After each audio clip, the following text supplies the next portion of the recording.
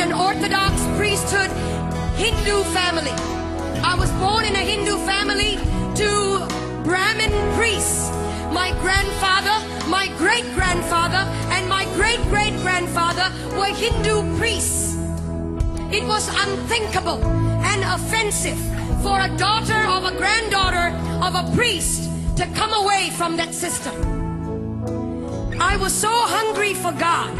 I was so thirsty for God. When I was born at the age of 6 days old, I was dedicated to Hindu demons in a cave temple. I was left in a cave temple, and from that moment on, my mind, my spirit, and my soul was overtaken by demonic forces that I had no control over.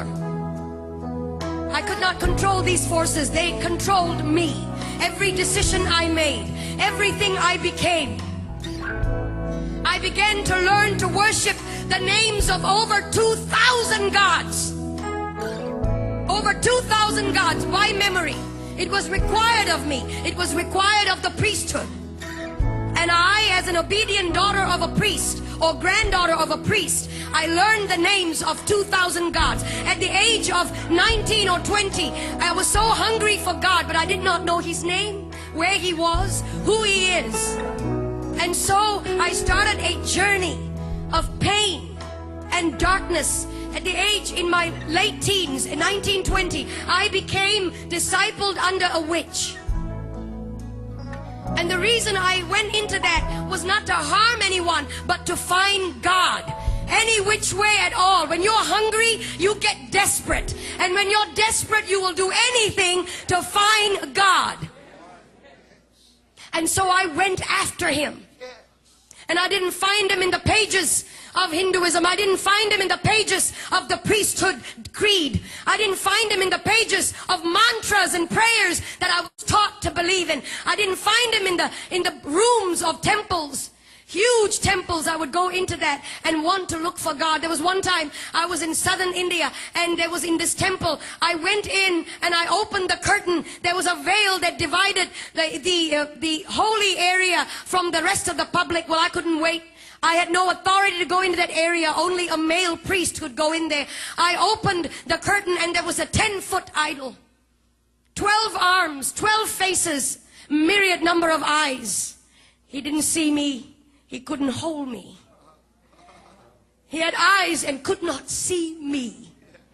Years down the road, I was struck with a demonic pain in my body. From the top of my head to the tips of my feet, I would be in pain. Painkillers and suicide came the order of the day.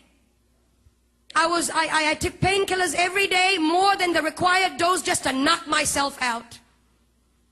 And in my mind, it was one thought: if I ended my life, I would end the pain. And so I was sitting at the edge of my bed, possibly on the last day of my life on this planet.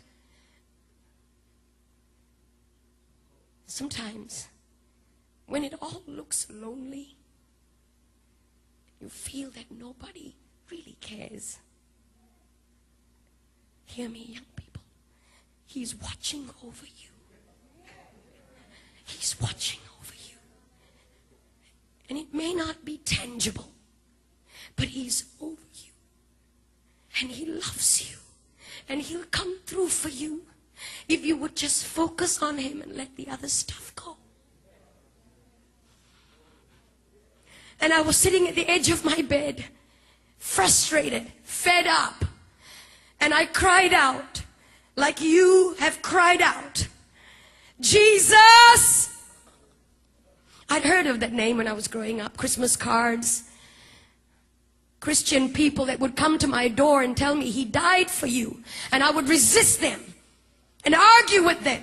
Proud and arrogant of the priesthood that I belonged to. Ignorant. And when I cried out, Jesus, the presence of a holy God began to filter through that room.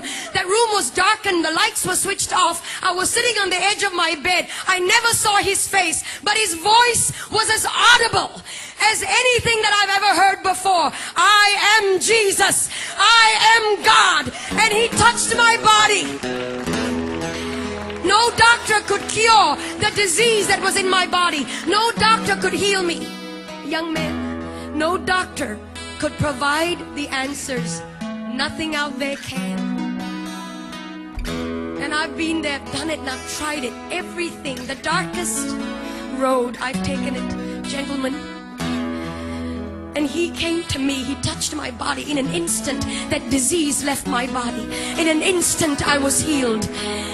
I began to feel his power and his presence course through my body. And then I went into this tiny church, about 50 people, and somebody up in front there looked a bit like this platform, and somebody up on this was talking about going into the water, that if you're baptized you become a new creature. Well, I didn't understand that either. I was wondering how water can make such a big difference. What's the big deal? We take showers every day. I went up to this preacher man and I said, will you put me in this water? Because everything and anything he wants me to do, I'm ready to do it. He has set me free. He has healed me. Anything and everything. No matter the price. No matter. And so they put me in that water. When I came out, legions of demonic influences broke free from me. And I was set free, church. And today, depression is going to go. Heart disease is going to flee. Jesus is in this house. He's here. And if you can shout.